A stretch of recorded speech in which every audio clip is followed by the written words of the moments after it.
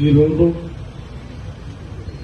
పెద్దలు గౌరవనీయులు మాజీ మంత్రివర్యులు సిద్దిపేట ఎమ్మెల్యే హరీష్ రావు గారి 54వ జన్మదినాన్ని పురస్కరించుకొని ఈ కార్యక్రమాన్ని ఆరంభించి బర్త్డే వేడుకలను అరేంజ్ చేసిన మున్సిపల్ చైర్మన్ గారికి, వాళ్ళ పాలక వర్గానికి, మాజీ చైర్మన్ రవీంద్ర గౌడ్ గారికి, ఇక్కడ వచ్చిన మాజీ కౌన్సిలర్లకు, మాజీ ఎంపీటీసీలకు, రూరల్ మండల పార్టీ అధ్యక్షులు బాబుల్ రెడ్డి గారికి, ఈ కార్యక్రమానికి ముఖ్య అతిథులుగా ఇచ్చేసిన నాతో పాటు సోదరుడు మాజీ ఎంపీసీ చైర్మన్ ప్రతాప్ రెడ్డి గారికి, మీ అందరికీ నమస్కారాలు తెలియజేసుకుంటూ, హరీష్ అన్న అంటే ఈరోజు తెలియని వ్యక్తి లేదు.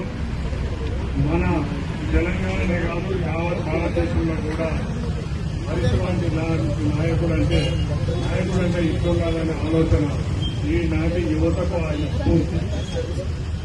సుమారు కేసీఆర్ కు నీడల అడుగులో అడుగేసి కేసీఆర్ గారి ఆశయాలకు అనుగుణంగా తెలంగాణ ఉద్యమంలో 14 సంవత్సరాలు కలుపుగా పోరాటం చేసి తెలంగాణ సాధించిన తర్వాత 9.5 సంవత్సరాలు మంత్రిగా ఈ రాష్ట్రాన్ని కేసీఆర్ గారి ఆశీస్సులతో ఎంతో ముందుకు తీసుకుపోయిన దాంట్లో హరీశ్రావు కీలక పాత్ర.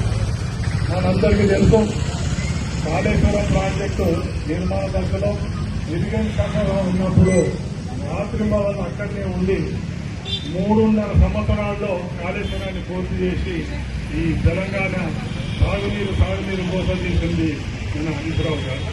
అలాగే ఆరోగ్య శాఖ మంత్రిగా, ఫైనాన్స్ మినిస్టర్ గా కేసీఆర్ గారి ఆ సూచనలకు అనుగుణంగా బంగారు తెలంగాణ దిశగా మనము ముందరికి పోవడం జరిగింది. అలాంటి